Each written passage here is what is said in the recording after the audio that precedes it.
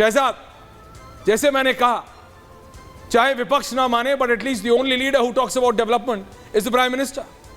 But विपक्ष कहता है कि वो सिर्फ बातें हैं, क्योंकि जो आप कर रहे हैं वो आपके बोल नहीं है। अगर वो आपके बोल होते तो ये विपक्ष कहता है आप 240 पे नहीं रुकते, आप 272, 200, आप 300 के पार जाते। शहजाद, क्या विकास सिर्फ एक स्लोगन है? जी आज मैं ऐश्वर्या जी, आज मैं एक यूनिक तरीके से डिबेट को ओपन करना चाहता हूं। करिए। मैं केवल अपनी सरकार का 1 महीने का रिपोर्ट कार्ड आपके सामने पेश कर दूंगा। आज 1 महीने के बाद जो 4 करोड़ गरीबों के आवास बने थे, उसमें 3.5 करोड़ और बढ़ने वाले हैं। 14 फसलों पर किसानों के लिए एमएसपी बढ़ा दी है हमारी सरकार ने 1 महीने में। अभी 2 दिन पहले आरबीआई की रिपोर्ट आई है कि 8 करोड़ रोजगार के अवसर पिछले 4 साल में पैदा हुए हैं, मतलब कि औसतन 2 करोड़। अगर एसबीआई की रिपोर्ट देखें तो 12.5 करोड़ रोजगार के अवसर हमने पैदा किए, जबकि यूपीए की सरकार में आंकड़ा 3 करोड़ का था। आज 3 लाख करोड़ का प्रॉफिट, नेट प्रॉफिट बैंकों का है, जिसमें पब्लिक सेक्टर, प्राइवेट सेक्टर है, और एनपीए सबसे लोएस्ट लेवल पर पहुंच चुका है। आज हमारे डिफेंस के एक्सपोर्ट 30 गुना बढ़े हैं, 30 गुना बढ़े हैं। आज हमारा स्टॉक मार्केट 80,000 पार हो चुका है। आज हमारे 19 वर्षों में सबसे ज्यादा पीएमआई ऑफ मैन्युफैक्चरिंग चल रहा है, ऑटोमोबाइल सेल्स हाईएस्ट पर है। इस प्रकार से मैंने कुछ 1 महीने के बिंदु, कुछ ही है ये, 1% भी नहीं, ये 1% आपको गिना है, परंतु 1 महीने का विपक्ष का रिपोर्ट कार्ड देखिए। कर्नाटका में 5,000 करोड़ का मूडा स्कैम, वाल्मीकि के नाम पर 180 करोड़ का स्कैम, अभी आज का 120 करोड़ का चावल घोटाला। छत्तीसगढ़ में आज सीबीआई ने फाइल किया है चार्जशीट, छत्तीसगढ़ में पब्लिक सर्विस कमीशन घोटाला, कांग्रेस ने अपने नेताओं के भांजे भतीजों को नौकरियां दे दी। कर्नाटका में पेट्रोल और डीजल, दूध, पानी के दाम बढ़ाने के बाद बस के दाम बढ़ाए गए। तमिलनाडु में 65 हत्याएं हुई, फिर उसके बाद बसपा के नेता की हत्या हुई, आज भी एक एनटीके के नेता की हत्या हुई है। तेलंगाना में युवाओं की पिटाई हो रही है, वो सरकारी नौकरी मांगने जा रहे, 2 लाख सरकारी नौकरी, तो उनकी पिटाई कर दी गई है। उसके बाद आपको मैं बता दूं कि आज बंगाल में महिलाओं के साथ जो निर्वस्त्र करने की घटना, कूच बिहार में चोपड़ा में जो तालिबानी घटना सामने आई, संदेश खाली में सुप्रीम कोर्ट का फैसला सामने आया, ये सारे 2 आपको टेम्पलेट। मैंने अपने काम की बात की और इनके विफलताओं की। आज मैं राजकुमार भाटी जी से हाथ जोड़कर, अगर नहीं, अपनी जो इंडिया अलायंस की सरकार है, शहजाद जी आपने 10 सेकंड, नहीं मुझे 10 सेकंड दे दीजिए। अच्छा करिए, केवल 10 सेकंड और बोलिए, बराबर का टाइम दूंगा भाटी जी। सतीश जी आ रहा हूं सर, दोनों राजनेताओं के पास आपके एनालिसिस के लिए। हाँ भाटी जी, मुझसे ज्यादा टाइम दे दीजिए अभी मुझे। हाँ ऐश्वर्या जी, आपके कैमरामैन जरा इसको फोकस करेंगे। फोकस है योगी आदित्यनाथ जी की तस्वीर, बाढ़ की स्थिति निर्माण हुई उत्तर प्रदेश में, कुछ इलाकों में बाढ़ की तस्वीर आपको दिखाई दे रही होगी, तो वहां पर योगी जी सड़क उतर गए बाढ़ के अंदर कि लोगों की सहायता करें। और ये दूसरी तस्वीर है जो तथाकथित सोशलिस्ट कहते हैं, और मैं भाटी जी को कट्टर सोशलिस्ट मानता हूं, मतलब one of the best socialist नेता देश का मानता हूं। अच्छा, मेरा बड़े भाई है। उनके नेता लाल टोपी हटाकर सबसे बड़े पूंजीवादी के घर पे चले गए उनके बेटे की शादी में शरीक होने के लिए, जबकि वो उनको गालियां देते। मोदी जी भी गए, हम गाली किसी को नहीं देते, हम तो पूंजीपति जो है वो या जो बिजनेसमैन है उसका भी सम्मान करते हैं, किसानों का भी सम्मान करते हैं। पर जो लोग रोज भरपेट गालियां देते हैं वो वहां पर है, और बाढ़ की स्थिति संभालने के लिए योगी आदित्यनाथ। आज मेरा सवाल ये है, शहजाद आपने बाबा की तस्वीर दिखाई, अच्छा होता कि आप ये भी बताते कि उन्हीं बाबा के, बाबा तो काम कर रहे हैं, लेकिन उत्तर प्रदेश की क्योंकि आपने बात की, तो सचिव जी आप जानते हैं सूर्य प्रताप शाही एग्रीकल्चर मिनिस्टर, दाल का रेट नहीं पता, विपक्ष बोलता है कैसे जनता अपना पहले पेट भरेगी, ऐसे एग्रीकल्चर मिनिस्टर है यूपी में। बाबा काम कर रहे हैं, लेकिन उनके मंत्री क्या कर रहे हैं आप देखिए। शहजाद समझिए, शहजाद बात समझिए। शहजाद नहीं, अभी मैं आऊंगा, आप जवाब दीजिएगा, मैंने सिर्फ एक स्टेटमेंट दी। शहजाद बोलिए ना। ऐश्वर्या जस्ट एक लाइन, आपकी मोहब्बत में एक लाइन, बोलिए एक लाइन जल्दी, बराबर का टाइम दूंगा। इतनी मोहब्बत है मेरे प्रति, आपको पता ही है। बोलिए सर।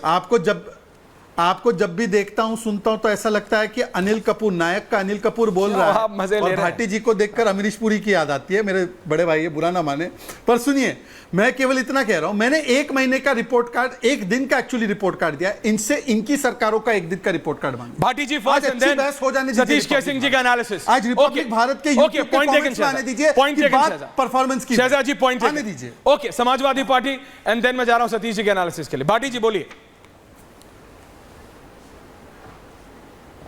नहीं, एक तो शहजाद भाई ने मेरी तुलना ऑडियो अमरीश पुरी से की, तो इसका मैं बुरा क्यों मानूंगा। अमरीश पुरी बहुत अच्छे कलाकार हैं, प्रतिभाशाली कलाकार हैं और मैं उनका फैन हूँ बहुत।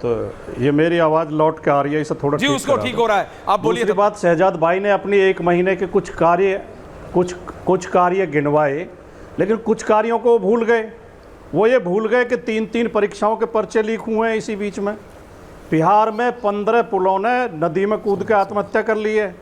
उत्तर प्रदेश की लगभग सभी जो सड़कें, जो जितनी भी सड़कें बीजेपी की सरकार में बनी हैं, वो तमाम धंस गई हैं।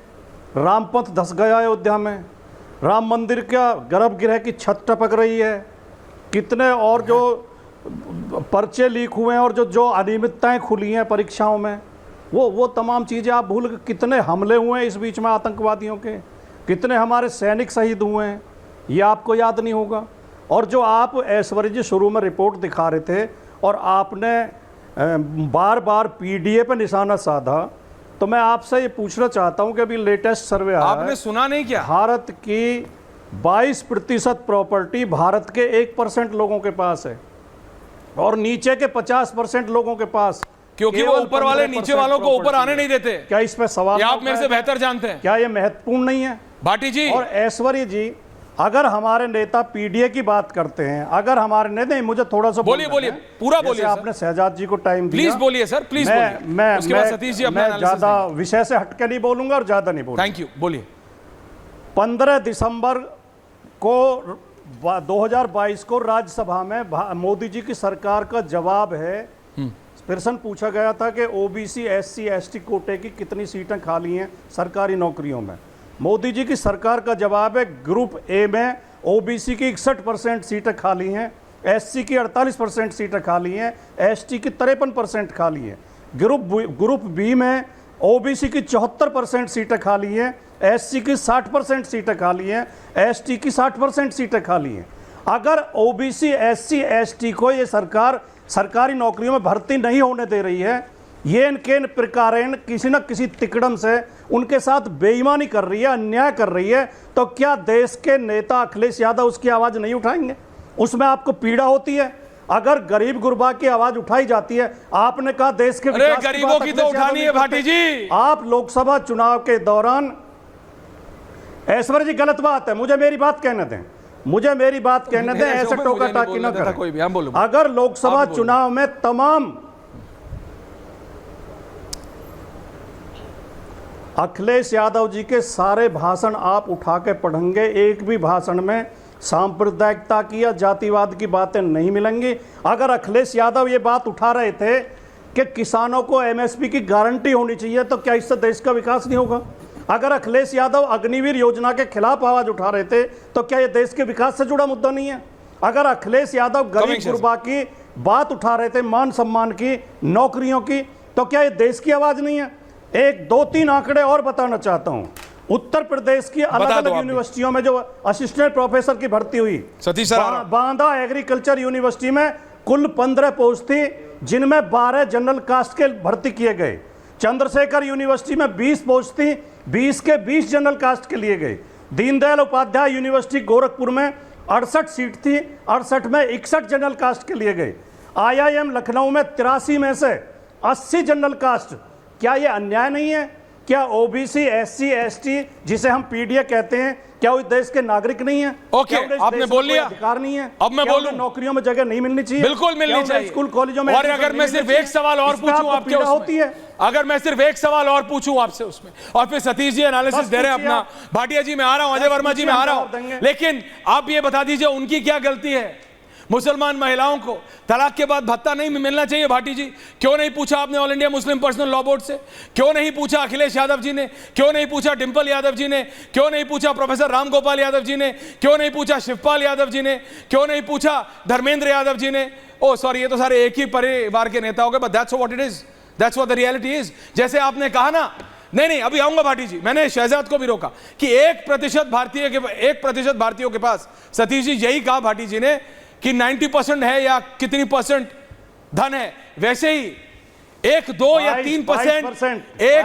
3% परिवारों के पास भारतीय राजनीति में, ये भारतीय राजनीतिक पार्टियों का पूरा कंट्रोल है, भाटी जी, दैट्स द रियलिटी। सेम है, जैसे वो अमीर नीचे वालों को ऊपर नहीं आने देते, वैसे वो परिवार वाले दूसरे परिवार या आम को नेता नहीं बनने देते। That's a fact.